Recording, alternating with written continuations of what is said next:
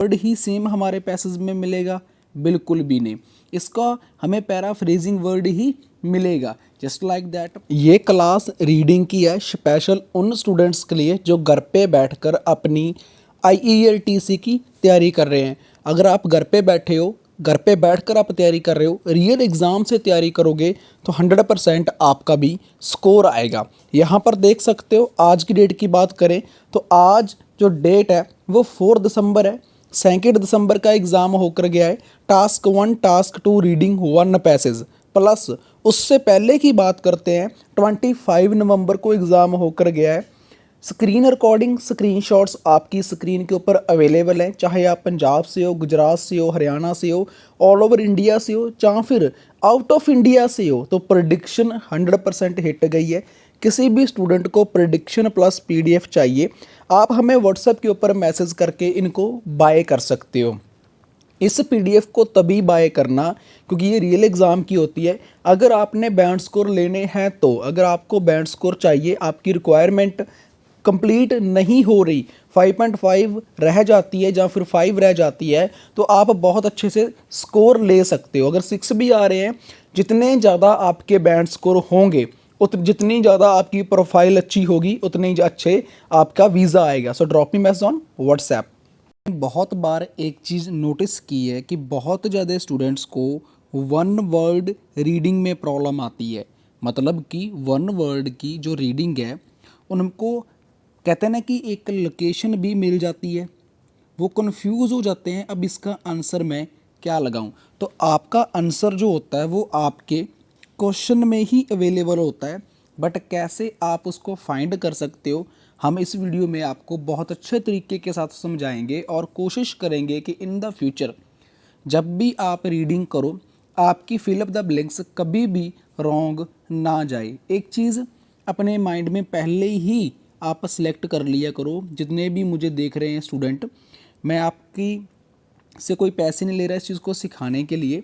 Mostly क्या होता है कि हमारा जो रीडिंग है ना वो 90% वो डिपेंड करती है हमारे पैराफ्रेजिंग के ऊपर। अब आप सोच रहे होंगे कि पैराफ्रेजिंग क्या होती है।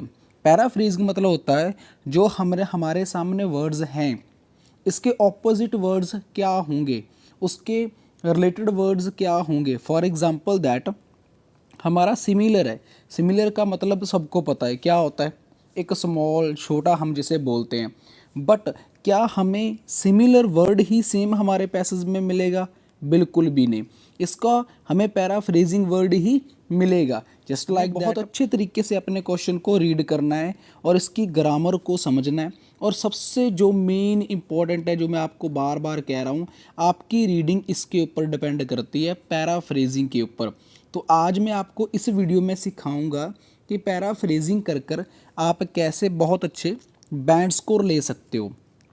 तो फर्स्ट ऑफ ऑल हमारा क्वेश्चन है, एक चीज़ और बताना चाहूँगा, 90% केसेस में जो हमारा क्वेश्चन का जो आंसर होता है वो हमेशा टू के साथ या फिर इन के साथ, यहाँ पर इंटरनल के साथ और यहाँ पर इन से पहले, यहाँ पर ऑफ के बाद और एंड से पहले ही हमें हमारा 90% हमें आंसर देखने को मिलता है। आप इस वीडियो में देख भी लेना, आपको भी ऐसे ही मिलेगा।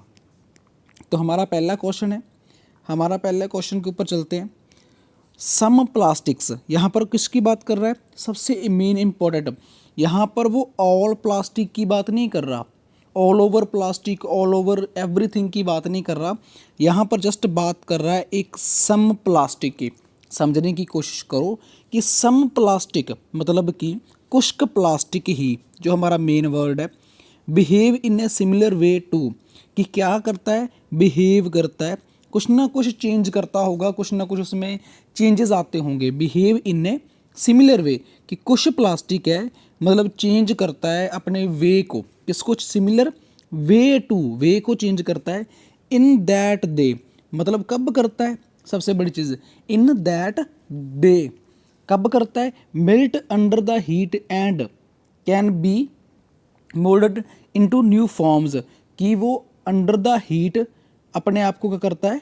वो करता है, सिमिलर बिहेव करता है और उसका कहते हैं ना कि एक मोल्ड हो जाता है एक नई फॉर्म में, एक नई फॉर्म उसकी बन जाती है। अब मेन हमारा है क्या करता है, सम प्लास्टिक बिहेव करता है सिमिलर वे, छोटे से वे में, in that they melt under heat, कि मेल्ट किया जाता है इसको अंडर हीट में। अब ये मेरे कीवर्ड्स हैं, अब इनको मैंने अपने माइंड में रखना है और अपने क्वेश्चन को आंसर है जो फाइंड करना है। चलो मैं ऊपर चलता हूँ, ऊपर चलकर हम देखते हैं कि हमारा एग्जैक्ट हमारा आंसर हमें क्या निकल कर आता है। मोस्टली क्या होता है, पैराफ्रेज के ऊपर ही हमारा आंसर डिपेंड करेगा। The term of plastic comes from the Greek plastic meaning of mould, some plastic are delivered from natural source. यहाँ देखिए सम प्लास्टिक है, कुछ प्लास्टिक है वो क्या करते हैं, ड्राइव्ड करते हैं नेचुरल सोर्स में, और some semisynthetic the result of chemical action is a natural substance, and some are the internally synthetic that chemically engaged from the constituents of coil or oil, some are thermoplastic। कभी कुछ तो कोयल की तरफ oil की तरफ चल जाते हैं, केमिकल की तरफ, सिंथेटिक की तरफ, बट सम आर थर्मोप्लास्टिक, कि कुछ प्लास्टिक होता है विच मीन्स दैट, कि विच जिसका मतलब है like a candle wax they melt under heat and can be reshaped. यहाँ पर देखिए, यहाँ पर बहुत अच्छे तरीके के साथ एक सिंपल वी में एक पैराफ्रेजिंग करी गई है। मैं इसको ना ब्लू लाइन के साथ अंडर कर रहा हूँ कि आपको थोड़ा सा समझ आ जाए कि रीडिंग होती कैसे है और हम कन्फ्यूज़ क्यों हो जाते हैं। यहाँ पर देखिए हमारा आंसर हमें मिल चुका है, हमारा आंसर है कैंडल वॉक्स। इसको मैं येलो लाइन से कवर कर देता हूँ, येलो लाइन से, और अपना चलता हूँ रेड लाइन से। अब देखिए they melt when heated and can then be reshaped, कि देन दे मेल्ट उसको मेल्ट करते हैं, व्हेन हीटेड जब उसको हीटेड किया जाता है, कैन देन बी रीशेप्ड। यहाँ पर देखा जाए तो क्या कहा है उसने, साफ साफ यहाँ पर देखने को मिल रहा है that they melt under heat and can be moulded in new form. यहाँ पर मोल्ड को किस में चेंज कर दिया गया, रीशेप में, हीट को हीटेड में चेंज कर दिया गया। मैं एक चीज़ और बताता हूँ आपको, एक होता है सब्जेक्ट, एक होती है वर्ब, और एक होता है ऑब्जेक्ट। जब हमारा क्वेश्चन होता है, हमारा क्वेश्चन हमें हमेशा सब्जेक्ट वर्ब और ऑब्जेक्ट में मिलेगा, बट जब इसका आंसर है वो हमेशा हमें वर्ब ऑब्जेक्ट प्लस वर्ब की सेकंड या फिर थर्ड फॉर्म प्लस सब्जेक्ट के साथ मिलेगा। अब यहाँ पर देख सकते हो वर्ब की सेकंड और फॉर्म थर्ड फॉर्म लग चुकी है, हमारा सब्जेक्ट है वो रीशेप्ड हो चुका है, प्लस ऑब्जेक्ट हमारा चेंज हो चुका है। तो मोस्टली एक ये भी ट्रिक है इस चीज़ को समझने की जल्दी से जल्दी कि हमारा आंसर हमें कैसे मिलता है। अब पैराफ्रेजिंग उसने कर दी, पैराफ्रेजिंग किस वे में करी कि मोड को चेंज कर दिया, हीट को चेंज कर दिया, मेल्ट को चेंज कर दिया, और उसके बाद उसने अपना आंसर है कैंडल वॉक्स लगा दिया। Way to like way to, way to का मतलब क्या होता है, वे टू भी लिख सकते हैं, लाइक भी लिख सकते हैं, तो इसका मतलब दोनों का सेम ही निकलता है कि इसका मतलब क्या है, which means that some plastic behave in a similar way. Similar way की बात कर कर कैंडल वॉक्स, एंड उसका आंसर जो हमें हमारे फ्रंट पे मिल चुका है। अगर आपको समझ आ रहा है तो प्लीज़ कमेंट में मुझे ज़रूर बताना कि आपको ये फर्स्ट वाला क्वेश्चन है ना, ये टोटली आपको समझ आ चुका है, और इसका आंसर इन द फ्यूचर अगर आपको देखने को मिलती है फिल अप द ब्लैंक्स, आप उसका आंसर फाइंड कर सकते हो। अब चलते हैं नेक्स्ट की तरफ, हमारी जो नेक्स्ट है, अब इसको मैं रेज कर देता हूँ क्योंकि रीडिंग को थोड़ी सी अंडरस्टैंडिंग मांगती है, कुछ ज़्यादा नहीं मांगती, सिर्फ थोड़ी सी। अगर थोड़ी सी अंडरस्टैंडिंग आप बना लेते हो तो बहुत अच्छे बैंड स्कोर आप ले सकते हो। अब नेक्स्ट वन है हमारा क्या है, नेक्स्ट क्वेश्चन है हमारा बेकेलाइट वाज यूनिक। अब देखिए कि जो इसकी बेकेलाइट वगैरह है वो बहुत यूनिक है, because it was the first material to be both internally in dash organic and thermosetting. कि मतलब कि बेकेलाइट है वो बहुत ज़्यादा यूनिक है क्योंकि वो फर्स्ट मटेरियल है कि बोथ इंटरनली भी, दोनों में वो इंटरनली ऐड होगा, और ऑर्गेनिक एंड थर्मोसेटिंग च दोनों में ऐड होगा फर्स्ट टाइम मटेरियल। तो बेकेलाइट है वो बहुत ही ज़्यादा यूनिक है। अब उसका रीज़न बता दिया, ड्यू टू भी लग सकता है यहाँ पर, इट वाज, यहाँ पर देखिए क्या लिखा उसने, it was the first material, कि वो फर्स्ट मटेरियल था पहले जिसकी वजह से बोथली इंटरनली ऐड हुआ। अब वो क्या ऐड हुआ है, हम चलते हैं ऊपर, जाकर देखते हैं।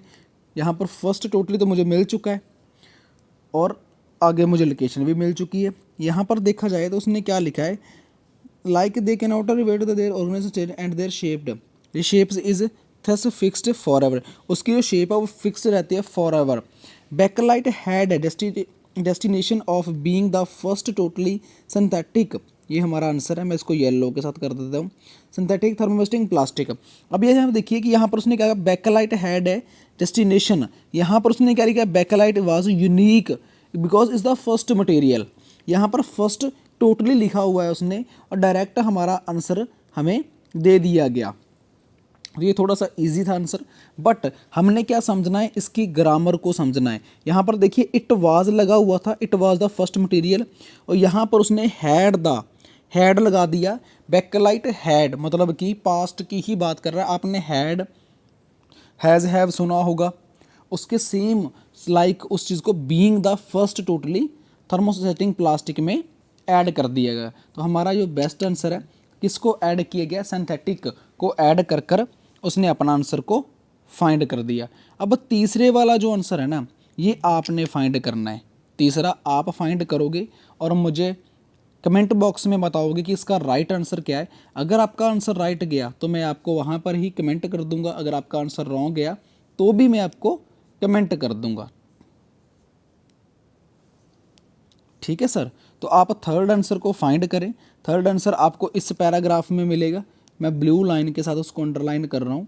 इसमें आपको आपका थर्ड आंसर मिलेगा और आपने थर्ड आंसर फाइंड करना है। कल की वीडियो जो हमारी होगी वो होगी ट्रू फॉल्स नॉट गिवन के ऊपर, वो भी हम करेंगे रीडिंग की। कल सिखाएंगे आपको true false not given. And like and subscribe जरूर करें अगर आपको ये वीडियो अच्छा लगे तो।